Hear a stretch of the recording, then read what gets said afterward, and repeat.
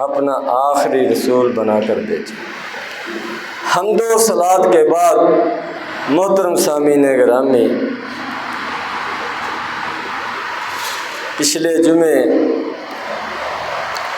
انسانی زندگی، انسانی جان، اس کی حفاظت کے حوالے سے اور انسانی صحت، اس کی حفاظت کے حوالے سے چند ایک آپ کے سامنے قرآن و حدیث کی روشنی میں گزارشات رکھی تھی۔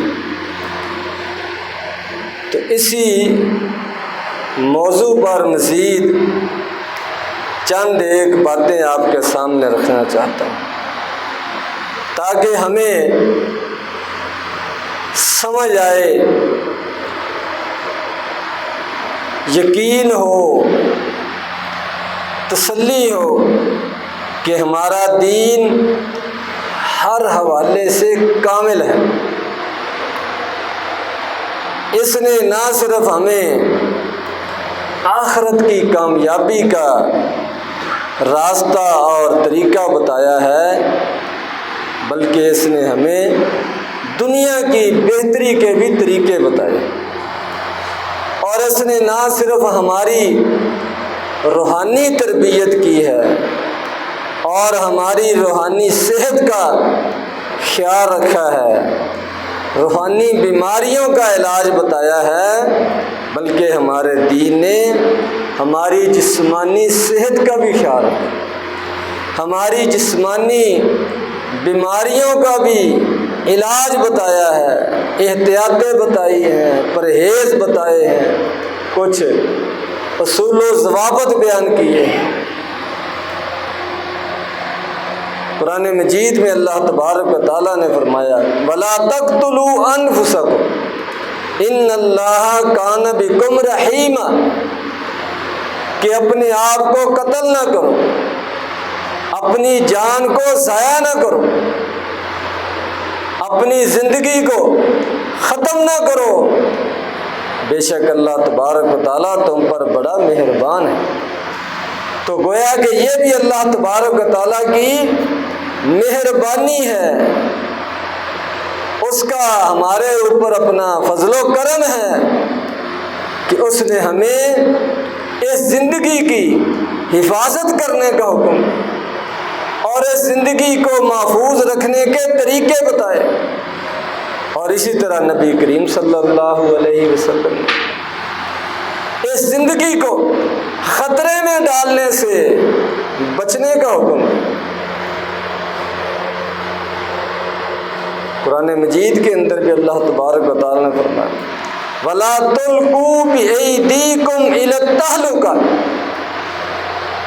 کہ اپنے آپ کو ہلاکت کی طرف نہ لے کر جاؤ، اپنے آپ کو ہلاکت میں نہ ڈالو۔ اگرچہ اس آیت کا پس منظر، شان نزول وہ یہ ہے کہ کچھ صحابہ اکرام نے یہ سوچا کہ اللہ تبارک و تعالیٰ نے اپنے دین کو غالب کر دیا ہے اور مختلف قبیلے مسلمان ہو چکے ہیں، دور دور تک پھیل چکا ہے، اب ہم تھوڑا سا چھٹی لے کر اپنے کاروبار، اپنی فصلیں، اپنے باغات، اپنی تجارت، تھوڑا سا اس کا ہم خیال کر لیں، اس کو بہتر بنا لیں۔ تو اس وقت یہ آیت نازل ہوئی کہ اپنے آپ کو دین کی محنت سے دور کر کے، جہاد سے دور کر کے اور دنیا میں مصروف ہو کر، کھیتی باڑی میں مصروف ہو کر، کاروبار تجارت میں مصروف ہو کر اپنے آپ کو ہلاکت میں نہ ڈالو۔ تو یہ بھی ایک ہلاکت ہے۔ تو اس میں بھی پیچھے وہی انسانی زندگی، اس کی حفاظت کا فلسفہ ہے کہ اگر تم اپنے دین کے لیے کھڑے ہونا، کام کرنا، وقت لگانا چھوڑ دو گے اور ہر بندہ ہی اپنے کاروبار تجارت کی طرف مصروف ہو جائے گا تو یہ نہ سمجھنا کہ تم محفوظ ہو جاؤ، تمہاری زندگی بڑی پرسکون گزرے گی، ہرگز ایسے نہیں ہوگا۔ کافروں کو موقع ملے گا، وہ تمہارے خلاف چڑھائی کریں گے اور تمہاری اس تجارت کو، اس کاروبار کو، ہر چیز کو روند کر رکھ دیں گے، پھر نہ تم دنیا کے رہو گے نہ آخرت کے رہو گے۔ تو یہ بھی ضروری ہے، دین کے لیے محنت کرنا، کام کرنا، دفاع کے لیے کھڑے ہونا، دشمن کا مقابلہ کرنا، یہ بھی ضروری ہے، اور اس میں بھی زندگی ہے، زندگی کی حفاظت ہے، عزتوں کی حفاظت ہے، مالوں کی حفاظت ہے۔ تو اس سے دوسری چیز بھی سمجھ آتی ہے کہ عام حالات میں کوئی ایسا خطرے والا کام کرنا جس سے جان کو نقصان کا اندیشہ ہو، جان کے ضائع ہونے کا خطرہ ہو، جسمانی طور پر کوئی نقصان پہنچنے کا خطرہ ہو، اس سے بھی بچنا ضروری ہے۔ وَلَا تَقْتُلُوا أَنفُسَكُمْ، اس کے اندر یہ بات بھی آتی ہے۔ وَلَا تُلْقُوا بِأَيْدِيكُمْ إِلَى التَّهْلُكَةِ، اس کے اندر یہ بات بھی آتی ہے، کوئی ایسا کام نہ کرو جس سے زندگی، جان، جسم کے اعضاء، ان کی سلامتی، ان کی صحت یہ خطرے میں پڑے، میں کہ اس طرف نہ جاؤ۔ گویا کہ حفاظت کا حکم دیا گیا، جان کی حفاظت کرو، جسم کی حفاظت کرو، جسم کے ایک ایک جوڑ کی حفاظت کرو، ایک ایک عضو کی حفاظت کرو، اپنی آنکھوں کی حفاظت کرو، اپنے کانوں کی حفاظت کرو، اپنے ہاتھ پاؤں کی حفاظت کرو، اپنے اندرونی حصوں کی حفاظت کرو۔ تو یہ کس طرح ہوگی؟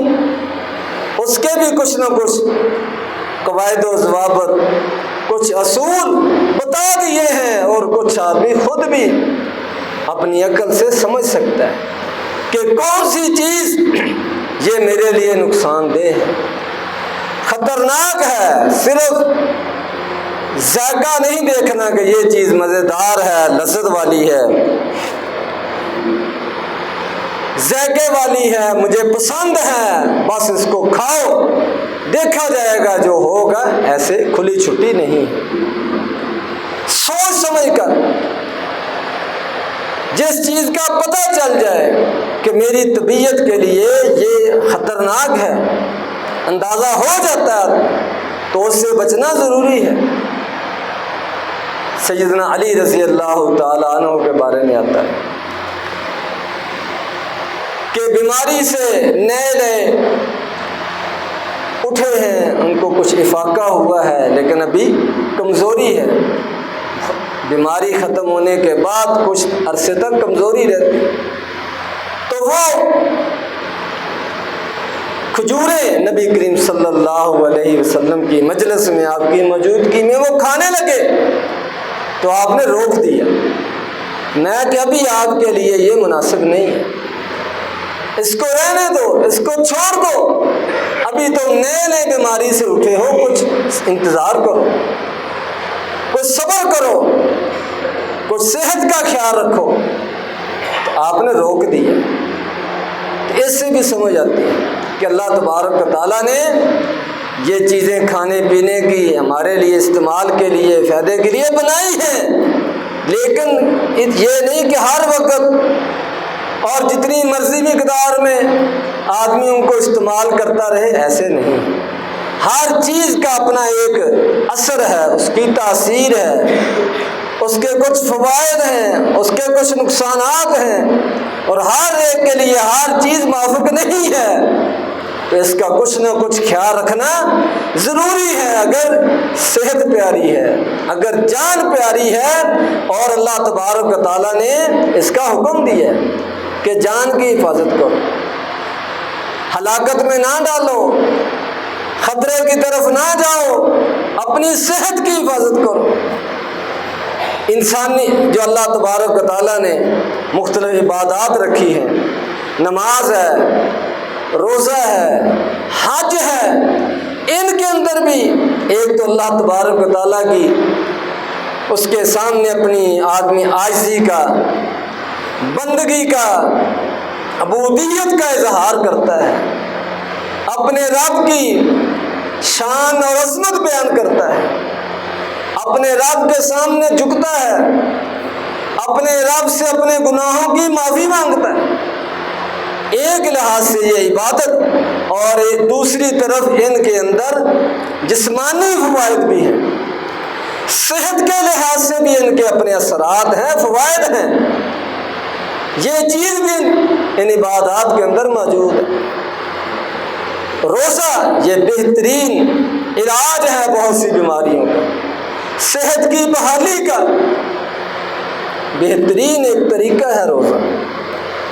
اسی طرح نماز، اس کے اندر بھی قیام کی حالت میں، ہاتھ باندھنے کی حالت میں، رکوع کی حالت میں، جھکنے کی حالت میں، سجدے کی حالت میں، جسم کے مختلف اعضاء، مختلف جسم کے پٹھے، رگیں، یہ حرکت میں آتی ہے، ان کے اندر خون جو ہے وہ دوڑتا ہے، وہ قدرتی طور پر ورزش کرتی ہے۔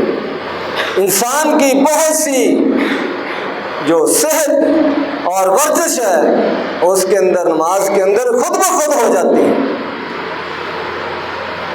اسی طرح حج کو دیکھ لیں،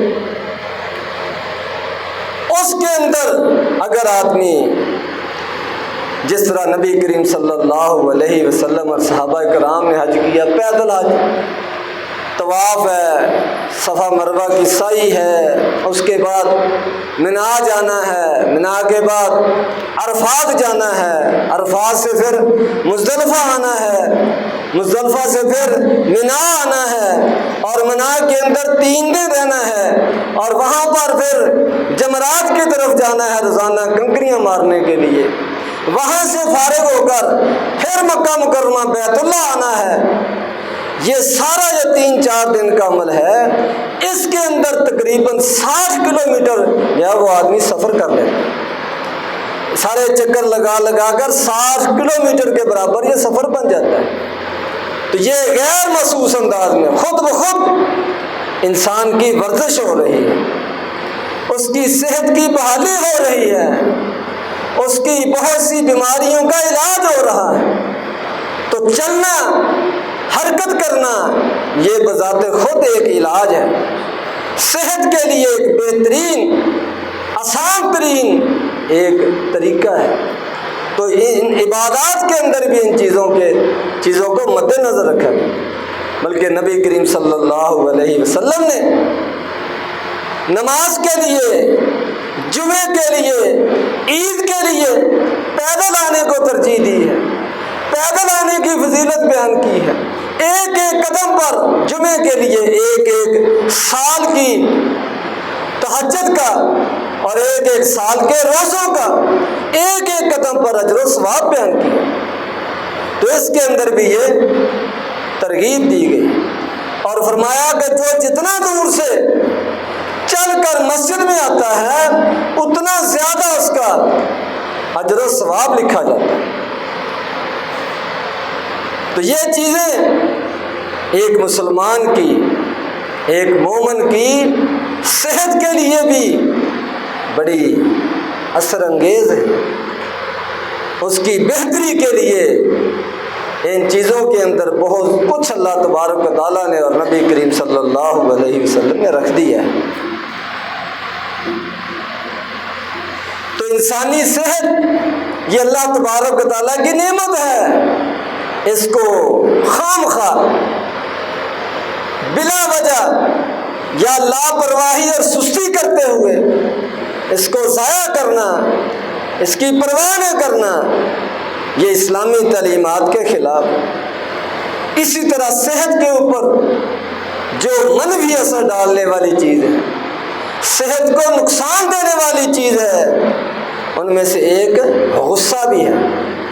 اس سے بھی نبی کریم صلی اللہ علیہ وسلم نے منع فرمایا۔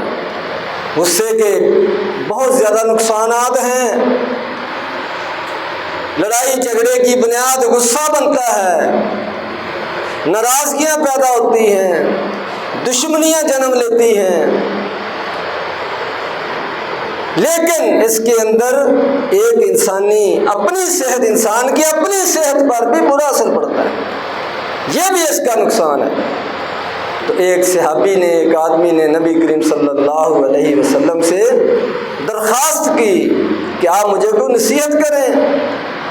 آپ نے فرمایا لا تغضب، غصے سے بچو، غصہ نہ کیا کرو، اپنے آپ کو غصے میں نہ آنے دیا کرو۔ تو اس نے فردد مرارا، اس نے اس کو سمجھا کہ شاید یہ معمولی سی بات ہے کہ اور آپ نصیحت کریں۔ اس نے بار بار سوال کیا کہ آپ مجھے نصیحت کریں، کوئی اور نصیحت کریں، کوئی بڑی اہم نصیحت کریں۔ آپ نے ہر بار اس کو یہی فرمایا لا تغضب، غصہ کرنا چھوڑ دو، اپنے اوپر غصے کو حاوی نہ ہونے دو۔ یہ غصے کے جو نقصانات ہیں معاشرے کے لحاظ سے اور ماحول کے لحاظ سے، حالات کے، آپس کے تعلقات کے بگڑنے کے لحاظ سے جو اس کے نقصانات ہیں وہ الگ ہیں۔ انسان کی اپنی ذات پر، اس کی اپنی صحت پر اس کے برے اثرات پڑتے ہیں، نقصانات ہوتے ہیں۔ اس لیے یہ بھی ہمارے دین کی تعلیم ہے کہ اپنی صحت کے حفاظت کے لیے، بہتری کے لیے اپنے آپ کو غصے میں آنے سے بچایا کرو۔ اور آپ نے پھر غصے کا علاج بھی بتایا کہ اعوذ باللہ من الشیطان الرجیم، یہ پڑھ لیا کرو، اللہ کی پناہ میں آ جایا کرو، کیونکہ یہ شیطان کی طرف سے۔ اور آپ نے پانی پینے کا حکم دیا کہ پانی پی لیا کرو، اس سے بھی غصہ کم ہو جاتا ہے، ٹھنڈا ہو جاتا ہے۔ اور اگر آدمی کھڑا ہو تو اس کو بیٹھنے کا حکم ہے، اس سے بھی غصے میں فرق آ جاتا ہے۔ تو یہ نبی کریم صلی اللہ علیہ وسلم نے علاج بتایا ہے، غصے کو ختم کرنے کا طریقہ بتایا۔ میں بیٹھ جاؤ، پانی پی لو، اعوذ باللہ پڑھو۔ اس کے پیچھے جہاں یہ ہے کہ کوئی نقصان نہ ہو جائے تمہارے ہاتھوں سے، یا کوئی دوسرا تمہارا نقصان نہ کر دے تمہارے غصے میں کوئی ایسی بات کرنے کی وجہ سے۔ اس کے علاوہ یہ چیز بھی ہے کہ تمہاری اپنی صحت کے لیے یہ نقصان دہ، دوران خون کی حرکت، دل کی دھڑکن یہ تیز ہو جاتی ہے، اور اس کے بعد پھر خطرہ ہوتا ہے نقصان کا۔ تو یہ بھی ہمارے دین کی تعلیم ہے۔ اسی طرح صحت کے حوالے سے نبی کریم صلی اللہ علیہ وسلم کا ایک اور فرمایا کہ جب کہیں بیٹھنا ہو تو دیکھ کر بیٹھا کرو، یا مکمل چھاؤں میں بیٹھو یا مکمل دھوپ میں بیٹھو۔ جیسے سردیوں میں آدمی کو دھوپ میں بیٹھنے کی وہ خواہش ہوتی ہے تو مکمل پورا جسم دھوپ میں ہونا چاہیے، اور گرمیوں میں آدمی چھاؤں تلاش کرتا ہے تو فرمایا مکمل پورا جسم چھاؤں میں ہونا چاہیے۔ ایسے طریقے سے بیٹھنا، ایسی حالت میں بیٹھنا، ایسی جگہ پر بیٹھنا جہاں آدمی کا کچھ حصہ جسم کا دھوپ میں ہو اور کچھ حصہ چھاؤں میں ہو، اس سے نبی کریم صلی اللہ علیہ وسلم نے منع فرمایا۔ ابن ماجہ شریف کی روایت ہے، نہا ان یقعد بین الظل والشمس، چھاؤں اور سائے اور دھوپ کے درمیان بیٹھنے سے آپ نے منع فرمایا۔ اس کے پیچھے بھی یہی حکمت سمجھ آتی ہے کہ اس سے جسم کے اندر وہ دو قسم کے اثرات پیدا ہونے شروع ہو جاتے ہیں۔ چھاؤں کی وجہ سے جو حصہ جسم میں ہے اس کے اثرات کچھ اور ہیں، اور دھوپ کی وجہ سے جو حصہ دھوپ میں ہے اس کے اثرات کچھ اور ہیں۔ تو اس سے صحت کے لیے نقصان کا خطرہ ہے۔ دیکھیں کتنی باریکی تک، کتنی گہرائی تک نبی کریم صلی اللہ علیہ وسلم نے ہماری تربیت کی، ہمیں سمجھایا ہے، ہمیں نقصان سے بچنے کے طریقے بتائے ہیں، بیمار ہونے سے بچنے کے طریقے بتائے ہیں، اپنی صحت کو قائم رکھنے کے طریقے بتائے۔ اسی طرح نبی کریم صلی اللہ علیہ وسلم نے فرمایا کہ یہ جو شدید گرمی ہے اس سے بھی اپنے آپ کو بچاؤ، بچنے کی کوشش کرو، اس کے نقصان سے احتیاط کرو، بچو۔ فرمایا کہ یہ جہنم کے سانس میں سے ہے، گویا کہ یہ آگ کا حصہ ہے، یہ جہنم کا حصہ ہے۔ فرمایا بخاری مسلم کی روایت ہے، نبی کریم صلی اللہ علیہ وسلم نے فرمایا کہ جہنم نے اللہ تبارک و تعالیٰ سے درخواست کی کہ مجھے کچھ اپنی گرمی باہر نکالنے کی اجازت دی جائے، سانس لینے کی اجازت دی جائے، تو اللہ تبارک و تعالیٰ نے اس کو یہ گرمی باہر نکالنے کی، سانس لینے کی اجازت دی۔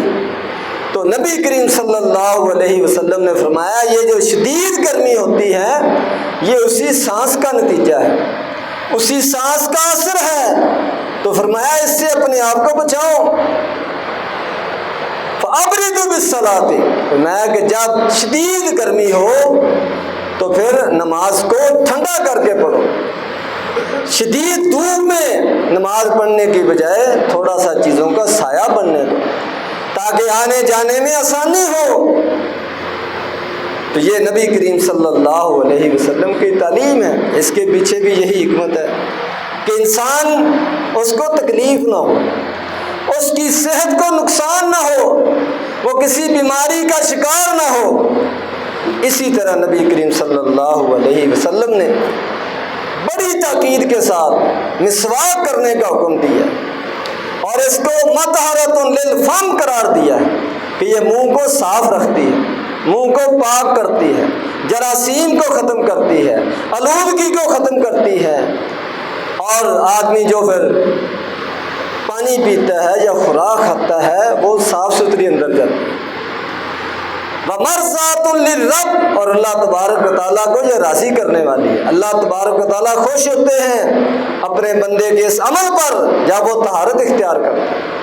تو مسواک کے اندر بھی نبی کریم صلی اللہ علیہ وسلم نے یہ فوائد ذکر کیے۔ اسی طرح آپ نے خاص طور پر رات کو سونے سے پہلے برتنوں کو ڈھانپنے کا حکم دیا، برتنوں کو ان کے اوپر فرمایا کوئی نہ کوئی ڈھکن دیا کرو، کوئی نہ کوئی چیز رکھا کرو، اگر منہ بند کرنے والی چیز ہے اس کا منہ بند کیا کرو، رسی باندھا کرو، تسمہ باندھا کرو۔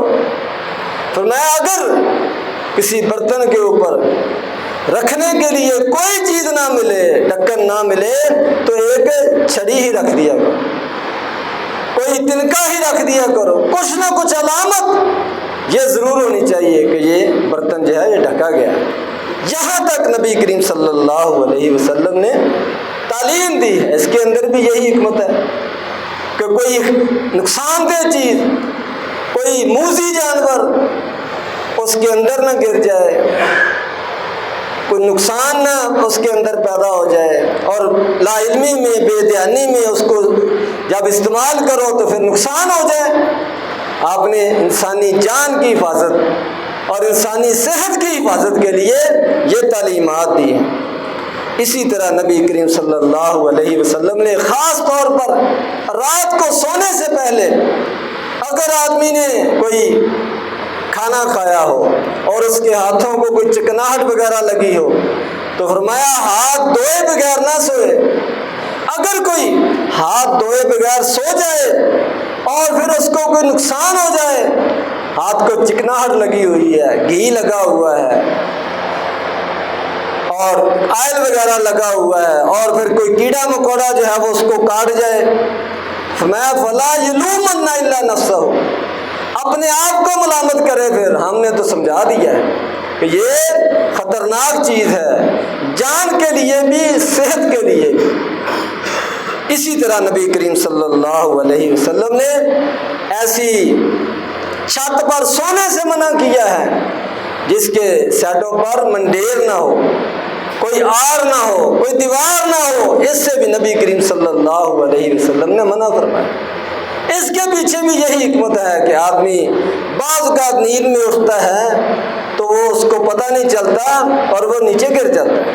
اگر کوئی آڑ ہو، کوئی منڈیر ہو، کوئی بنیرا ہو، کوئی دیوار ہو تو کچھ نہ کچھ بچت ہو سکتی ہے۔ تو ایسی کھلی چھت پر نبی کریم صلی اللہ علیہ وسلم نے سونے سے منع کیا۔ تو اس کے اندر بھی یہی حکمت پوشیدہ ہے کہ انسانی جان اور انسانی صحت اور انسانی جسم یہ محفوظ رہے، تاکہ جتنی اللہ نے اس کے مقدر میں زندگی لکھی ہے وہ اچھے طریقے سے گزار سکے، اپنا کام خود کر سکے، اپنے زیر کفالت لوگوں کی کفالت کر سکے، اللہ کے دین پر، احکامات پر عمل کر سکے، تندرستی کے ساتھ بغیر محتاجی کے زندگی گزار سکے۔ تو یہ تعلیمات ہیں نبی کریم صلی اللہ علیہ وسلم کی، اور آپ نے دعا کرنے کا ایک حکم دیا۔